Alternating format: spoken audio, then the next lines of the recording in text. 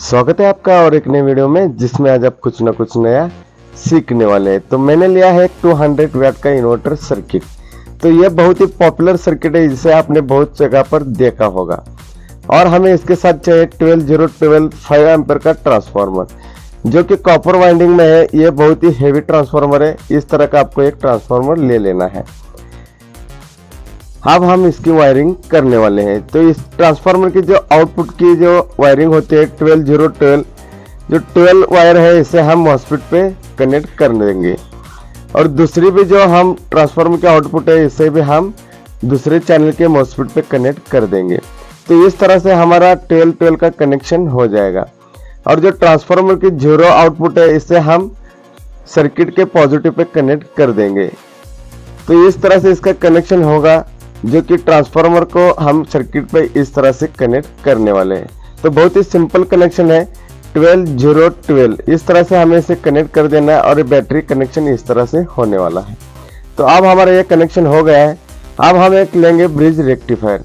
तो इस तरह से मैंने एक ब्रिज रेक्टिफायर ले लिया है। आप चाहे तो डायोड से भी बना सकते हैं।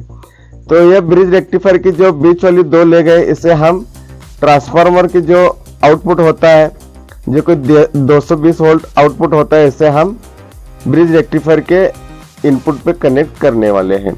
ये ऐसे आउटपुट करता है इसलिए हम ब्रिज रेक्टिफायर के एसी इनपुट पे इसे कनेक्ट कर देंगे।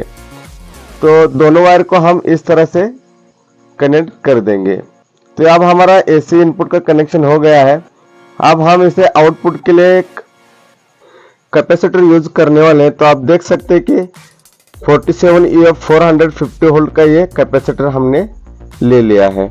इससे हमें जो ब्रिज रेक्टिफायर के प्लस और माइनस का आउटपुट होता है उसे हमें देख के कैपेसिटर को इसे शोल्डर करना है। तो इस बात का आपको ध्यान रखना है कि जो कैपेसिटर का प्लस माइनस है और ब्रिज रेक्टिफायर का जो प्लस माइनस है वो एक जैसा ही होना जरूरी है। तो इस तरह से मैंने इसे कनेक्ट कर दिया है और अच्छी तरह से शोल्डरिंग कर दिया है। ये अब हमारा आउटपुट के लिए इसका इस्तेमाल होने वाला है। तो मैंने एक 2 वायर ले लिया है। इसे अब हम कैपेसिटर पे इस तरह से शोल्डर कर देंगे। तो दोनों साइड पे प्लस माइनस पे हम 2 वायर लगा लेंगे और वो 2 वायर हमें आउटपुट के लिए इस्तेमाल होने वाला है। तो इस तरह से मैंने डीसी आउटपुट के लिए 2 वायर लगा लिए हैं। तो देख सकते हैं कि आप ये इस तरह से कनेक्शन हो जाएगा। अब हम इसे टेस्ट करने के लिए 5 पिन का प्लग ले लिया है। इसे अब हम इन दोनों वायर पे इसे कनेक्ट कर देंगे। तो मैंने इस तरह से इसे कनेक्ट कर दिया है और अच्छी तरह से हम इसे फिक्स कर देंगे। अब ये हमारा प्लग अच्छी तरह से बन के रेडी हो गया है। तो आप देख सकते हैं इस तरह से इसका कनेक्शन होने वाला है। तो मैं फिर से आपको एक बार इसका कनेक्शन दिखा देता हूँ। ये ट्रांसफार्मर के कनेक्शन है और ये बैटरी के, और इसके जो ट्रांसफार्मर के आउटपुट है इसे हमने ब्रिज रेक्टिफायर से कैपेसिटर पे लेके इस तरह से प्लग से कनेक्ट कर दिया है। तो ये इस तरह से कनेक्शन हो जाएंगे। अब हम एक 12 वोल्ट 7 एम्पीयर की बैटरी लेंगे जिससे कि हमें इसे टेस्टिंग करने में आसानी हो जाए। तो अब हम इस पे लोड लगाने के लिए फिलामेंट का बल्ब ले लिया है जो कि 100 वाट का है। इसे अब हम लगा के चेक करने वाले हैं। तो मैंने इसे प्लग पे लगा लिया है और बैटरी हम कनेक्ट करके देखेंगे। तो आप देख सकते हैं कि बहुत ही आसानी से बल्ब जल रहा है जो कि 100 वाट का है और बहुत ही ब्राइट ये बल्ब जल रहा है। तो इस तरह से आप इसे बनाकर लोड चला सकते हैं। तो मैंने ये फिलामेंट का बल्ब लगाया। आप चाहे तो एलईडी भी इसे आसानी से चला सकते हैं। अब हम इसका वोल्टेज चेक करेंगे। तो वोल्टेज चेक करने के लिए मैंने मल्टीमीटर ले लिया है। अब हम इसे चेक करेंगे। तो चेक करते वक्त ये अच्छी तरह से नहीं दिखा रहा है इसलिए मैंने इसे स्किप कर दिया है। मैंने इसे फैन लगाया है और फैन लगा के हम इसे चेक करेंगे। तो फैन लगाने के बाद ये इस पे ऑन नहीं हो रहा है।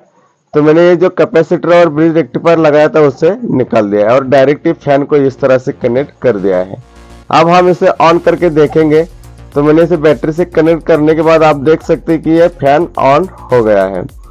फैन तो ऑन हो गया है लेकिन ये इतने स्पीड से नहीं घूम रहा है। तो आप देख सकते हैं कि ये नॉर्मल हवा दे रहा है, इससे तेज नहीं घूम रहा है। इसका मतलब है कि ये इसके वोल्टेज हमें चेक करने पड़ेंगे। तो आप देख सकते हैं कि मैंने हाई स्पीड भी कर दिया फिर भी ये नॉर्मल स्पीड पे ये घूम रहा है। अब हम इसके आउटपुट पे जो वोल्टेज निकल रहे हैं उसे अब हम चेक करके देखेंगे। तो चेक करने के लिए मैंने एक मल्टीमीटर ले लिया है, इसे अब हम लगा के चेक करेंगे कि इसके आउटपुट में कितना वोल्टेज आ रहा है। तो मैं इसे आपको कनेक्ट करके दिखाता हूँ। तो इसके जो आउटपुट का जो प्लग है इसे हम मल्टीमीटर से कनेक्ट कर देंगे। तो आप देख सकते हैं कि इसकी जो वोल्टेज अप डाउन हो रहे हैं, स्टेबल नहीं होने की वजह से ये फैन इस तरह से घूम रहा है। अब हम इसे कैपेसिटर लगा लेंगे। तो आप देख सकते हैं कि 105J 400 वोल्ट का ये मैंने कैपेसिटर लगाया है। और लगाने के बाद अब हम इसे चेक करेंगे। तो मैं अब इसे बैटरी का कनेक्शन कर देता हूँ। तो बैटरी का कनेक्शन करने के बाद आप देख सकते हैं कि बहुत ही बढ़िया तरीके से ये फैन वर्क कर रहा है और बहुत ही तेज गति से ये घूम रहा है और बहुत ही बढ़िया तरीके से ये हवा दे रहा है। तो इस तरह से इसे कैपेसिटर लगाना बहुत ही जरूरी है। मैं इसके वोल्टेज आपको चेक करके दिखाता हूँ। तो आप देख सकते हैं कि इसकी जो वोल्टेज है 180 के आसपास आपको ये वोल्टेज आउटपुट में दे रहा है। तो इस तरह से आप एक कैपेसिटर लगा के इसके पावर को आप कंट्रोल कर सकते हैं और इसके आउटपुट पे आप वोल्टेज स्टेबल आउटपुट इसका निकाल सकते हैं। तो इस तरह से आप देख सकते हैं कि अब ये बहुत ही हाई स्पीड से फैन घूम रहा है। तो इससे आप मन चाहे कोई भी लोड आप इससे चला सकते हैं। इस तरह से आपको एक कैपेसिटर लगाने के बाद ये बहुत ही बढ़िया तरीके से वर्क करता है और आप चाहे कौन सी भी चीज इससे चला सकते हैं। आप चाहे तो mobile, charger, bulb, filament bulb या फैन कोई भी चीज इससे चला सकते हैं। तो अगर ये वीडियो आपको पसंद आई हो तो लाइक करें, शेयर करें और सब्सक्राइब करना ना भूलें, क्योंकि इस तरह की वीडियो आपको इस चैनल पर हर रोज देखने को मिलती है और आगे भी देखने को मिलने वाली है। अगर इस वीडियो के बारे में आपको कोई दिक्कत हो या सुझाव हो तो मुझे कमेंट जरूर करें। इस वीडियो में इतना ही, मिलते हैं अगले वीडियो में।